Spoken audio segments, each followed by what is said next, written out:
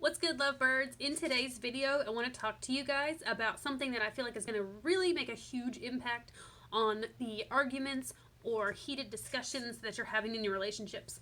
So today what I want to talk to you about is a little something that I like to call surface problems. Surface problems is a term that I use when I talk about the problems that Jeremy and I have in our relationship. And what it is basically meaning is if we have a moment that comes up in our relationship where we are not cohesive, where we're like arguing or fighting or having a disagreement or whatever. This is something that I use. It's not even a technique really. It's really more like it's just what I've done forever. I don't know how to explain it. I came up with the term surface problems because that's kind of how I see the issues that come at hand. So basically, if there is an argument that we're having, and you get into an argument with someone, especially somebody that you care about, it's going to be a very heated, passionate conversation because your emotions are starting to get involved. And 9 times out of 10, when you're getting angry or annoyed with that other person, it's a really good opportunity to take a step back and say, should I even be upset right now? I mean, is this even like worth fighting about? Do I want to be right in this situation or do I want to be happy in the situation? And so surface problems basically means that when something comes up, an issue or a problem, that you take care of it right then and there. You talk about it, you fight it out, whatever it is that you need to do, preferably not yelling and screaming and acting irrational, but you handle it in that moment. And this way you can take problems as they come to you. And the next argument that you have, you're not worried about somebody bringing up something else, or you're not going to bring up old problems that were already resolved, or at least that you thought were resolved. So this technique, this process, it takes a lot of honesty with yourself. It takes a lot of courage to say, I don't feel okay, and even though we think that this is settled, it's not okay. I don't feel good about it. And a really great way to practice this is to use Mel Robbins' 5-second rule. Basically, it's whenever you have an instinct to say something and then you basically want to just hold back, especially if you're in an argument. You don't want to, you have these things pop in your head and you're like, ooh, I could say that could say that. But in an argument, you don't want to be the winner, okay? Because if you're the winner, that means that your spouse is a loser. And if your spouse is a loser, that means you're with someone who's a loser. And that's just truth, and that's a fact. So I don't find it to be very helpful to get into an argument with Jeremy and try to prove that I'm right, because all that does is just prove that he's wrong. And I think that, to me, is kind of like demoralizing and demeaning and fucking rude, just being real.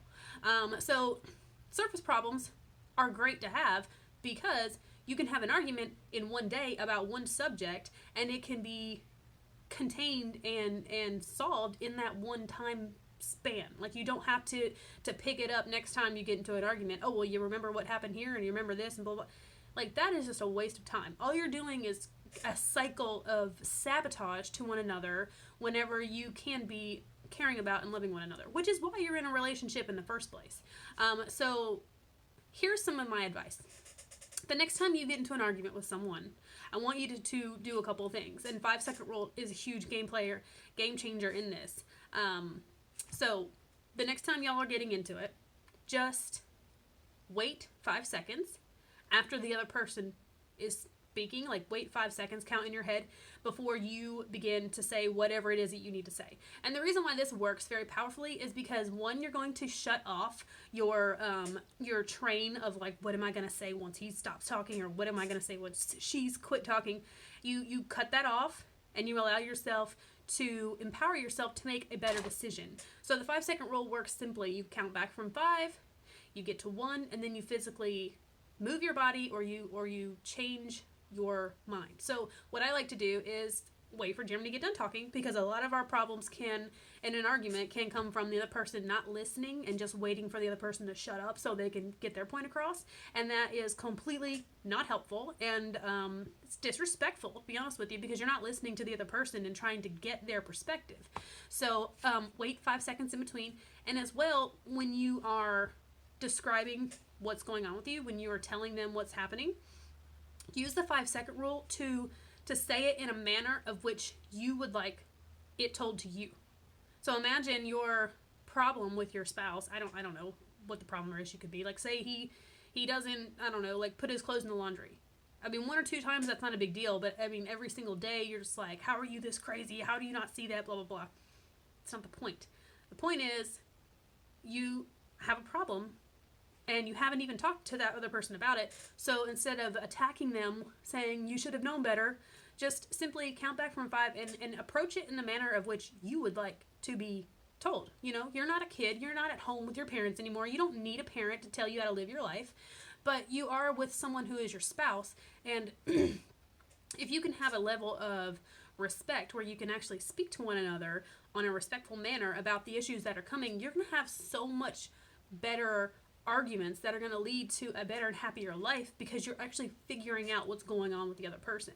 So a couple months ago, Jeremy and I got into a fight. I really don't remember what it was about because when you don't fight normally, they don't pile up, so you don't remember these things because they don't matter.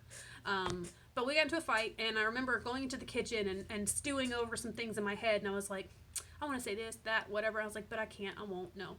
And I thought to myself, is this even helpful or like kind? Like, does this even like gonna make the situation better? So then I sat there and I counted back from 5, and I went to him and I just told him exactly what was on my mind. Honesty doesn't have to be cruelty. It can just be exactly what's going on with you. And until these problems are resolved in that moment, in that time span of like where the argument started, don't say just forget it and we'll come back to it, because you just don't. It's silly. It's going to cause bigger issues to pile up, and it's just, why would you want to fight later if you're already fighting now? You know, it's not like you're going to be like, forget it, and we're going to have a great day, and then we're going to come back to it. It's going to be there. It's going to linger, and you don't want to ruin your entire day with one misunderstanding. But in my opinion, if you respect the person that you're with, you won't have these issues of communicating with them because you respect that person. So you're going to trust that you can communicate with them on a better level because you have that bond that's already in place, which is why you're in a relationship in the first place, which is why you chose that person over whomever else that you could have had, you know, an option for. So, yeah. So surface problems aren't a good thing, I think. If you have an issue that arises, whatever it can be, doesn't really matter the subject. I've always been a huge advocate that what you're fighting about is never, ever what you're actually angry about or mad about. It's never. It's about the principle behind it or the intention behind it. And if you are with somebody that you respect and that respects you, then you understand that their intention is never to hurt you or to harm you. And if you're with someone that you don't respect or they don't respect you, you can't trust that that's the truth. So my advice is to find and keep somebody that you respect and that respects themselves and that respects you. It's all one big thing. They got to respect themselves, respect you, and the relationship. And also find somebody that you can fight with that's not going to run away from the problems at hand. Keep them on the surface. Keep them right there where they started. Finish it, resolve it, and move on with your life and be happy.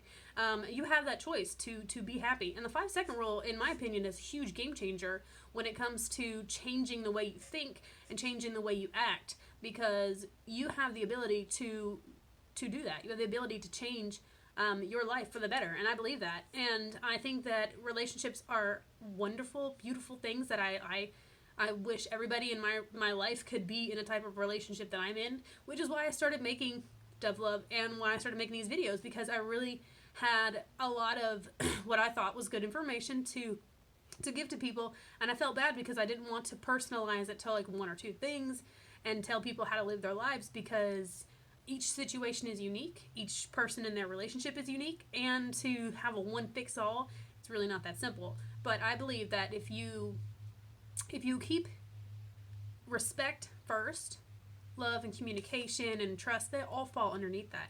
But if you don't respect the person that you're with, you're going to have a really hard time communicating with them, because you don't care what they think. You don't value their opinion. You don't respect them. So, yeah. So keep your problems on the surface. You know, you have a choice in life. You can be right or you can be happy. And if I had a choice, I would always choose to be happy and to choose to make the person that I'm with happy as well.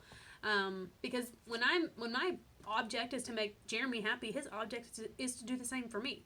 And you know, what else do you want in a relationship? So I'm going to sign off here and hope that everybody has a great day. If you have any specific questions or concerns or topics that you would like discussed, just leave a comment below or hit me up directly, and I'll talk to you guys later.